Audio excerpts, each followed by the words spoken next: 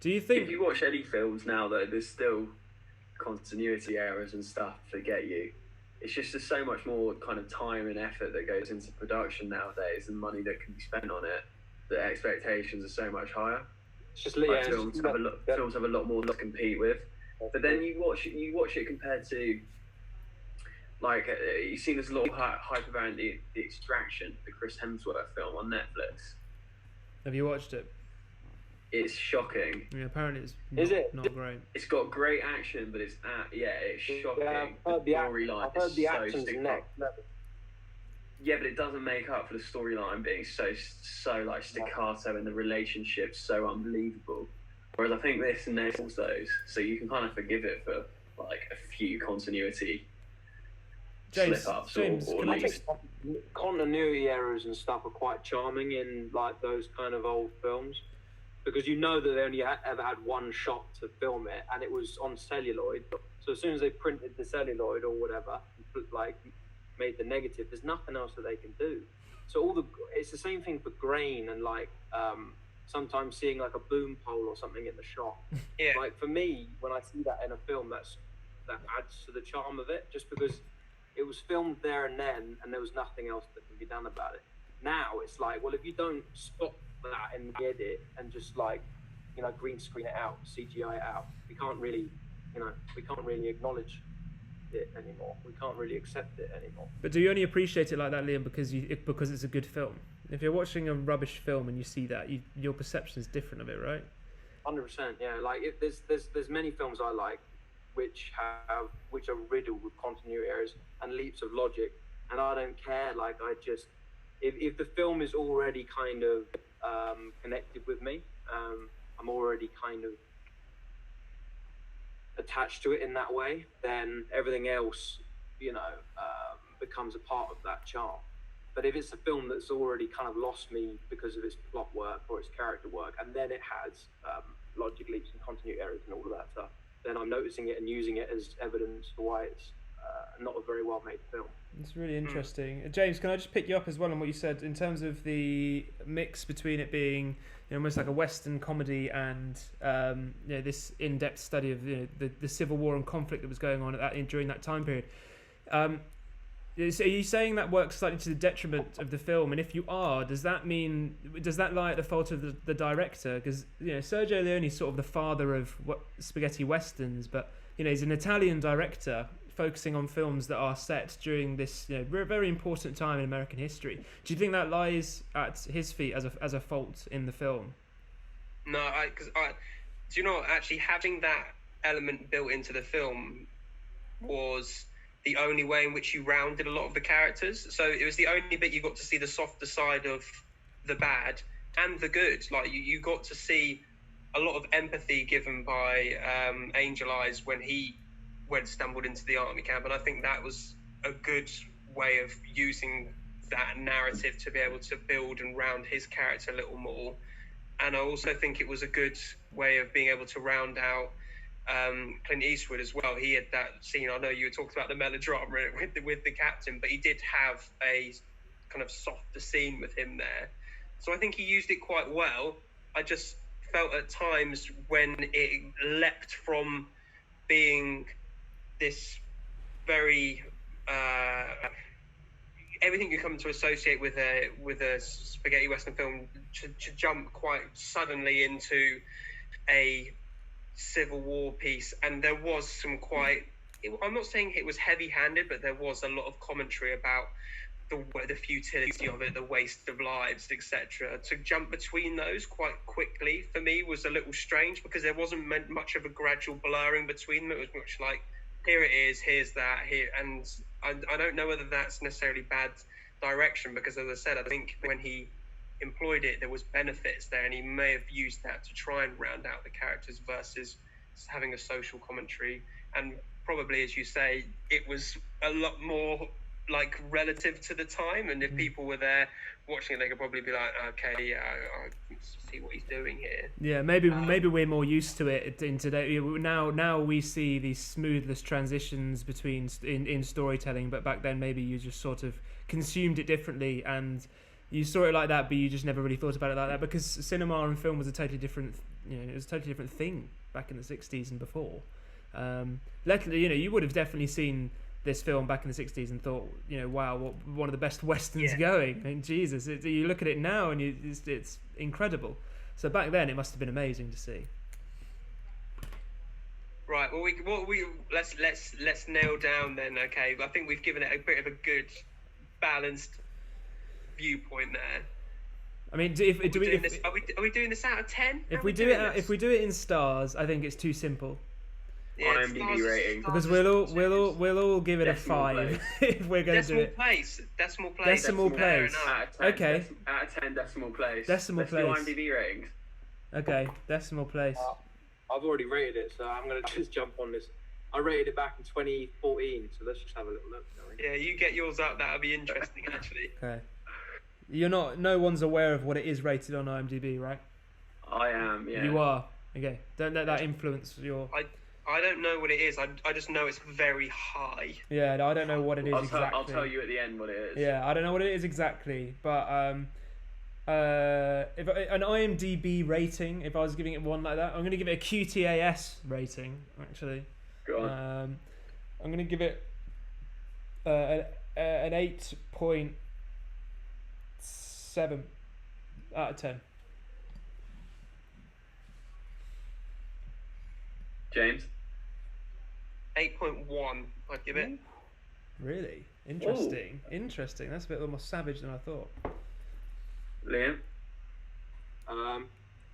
I've given it an 8, but I'm pretty sure I'm closer, because obviously you can't do decimal places, but I'm pretty sure it's been very many years, so you've got to take that into account as well. I'd give it an 8.3. Yeah, I was thinking 8.6 for me. High 8. I think it's just I've enjoyed a new film in a number of years. Something from afresh. I didn't expect to be captivated for the whole 3 hours. I thought I'd have to pause, just because my attention span's too short, but I didn't. The IMDb rating for it is 8.8, by the way. Is it? Like so we're all lower than the IMDb rating on it. Can I just ask James why an 8.1? Do you think a time, the age of it makes a difference for you? And honestly, 8.1 is I think that's a really good rating, and I'm rating this in context of all the other films that I'm kind of rating, and it's got a 90 Metascore. Jesus. It's incredibly high regarded. I think about okay, let me give you a comparison. This is probably the best way to frame it. So I watched Raiders of the Lost Ark pretty recently, and I think that's a film which is not similar in subject matter at all, but I think in kind of the feeling that it gives you in the tone, it kind of has that element of being both kind of exciting and funny, but also quite serious and profound, and it kind of treads the similar kind of line that this film kind of treads, and I'd give that a higher rating than this film. And really, I see. I'd have to agree with you, James, but I have an incredible soft spot for Indiana Jones films. The second you start talking about Raiders of the Lost Ark, then we're just gonna have another. Yeah, no, we can talk about that another time. But I think I'd always rate Raiders higher, but I'd still give this one an 8.7. I think it is absolutely timeless classic. So overall, QTAS, we give this an 8.4 as an average between all of us, which I think is actually totally fair, and I think that's an incredibly high rating on all of our all-time reviews and ratings. That puts it, I'm pretty sure it puts it in the top 10 of all films that we've reviewed or discussed before. I think that's totally fair on a timeless classic. I think you can't. I won't say that. I was going to say you couldn't give a film that was of its age anything above a 9, but I think you can. I think that's easily disputed. But I think 8.4 is totally acceptable for this one. I'm happy with 8.4. I think that's Yeah. really good. I'd be interested to see actually where that does land in our list and the list itself. Yeah. Because I reckon there's probably some of them I'm probably looking at now, and I probably have a different opinion on them. Yeah.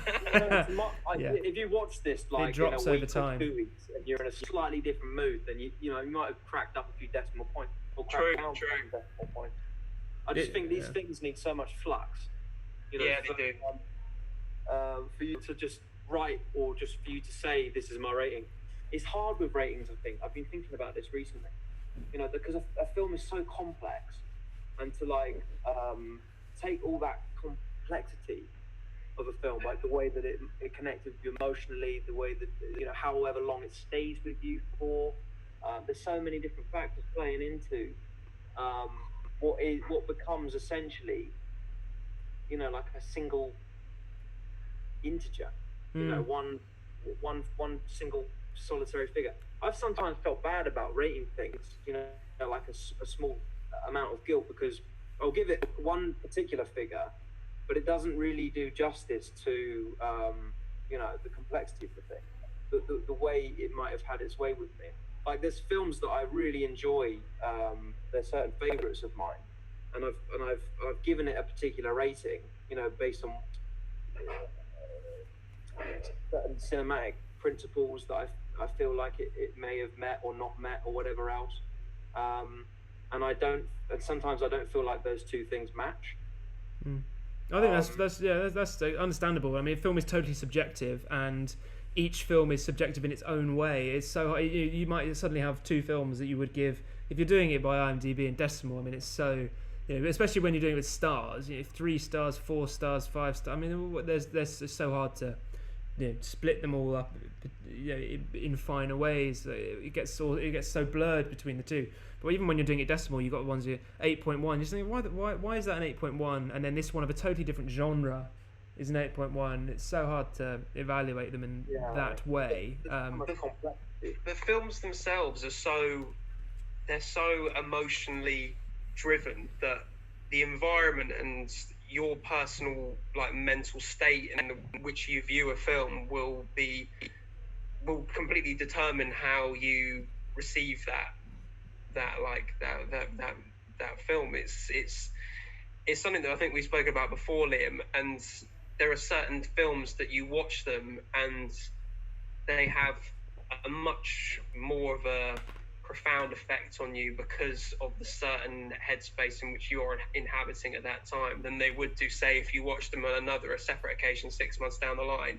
Like La La Land is my classic example of that. I remember watching that and just being completely blown away because it was just around exam time and it was the perfect escapist film that I needed to see, and it had such a message that just resonated with me at exactly that right time about chasing your dreams and fucking all this shit that you're currently dealing with.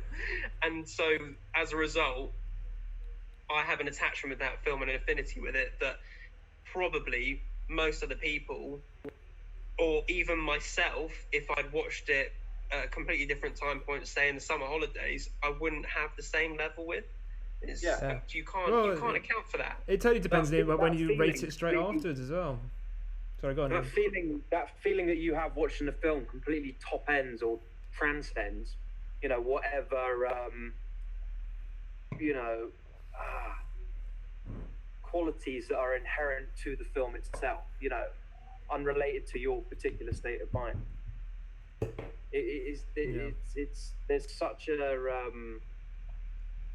There's such a mutual reliance on the state of mind that you have whilst watching a film, the time you're watching a film, and then the actual film itself.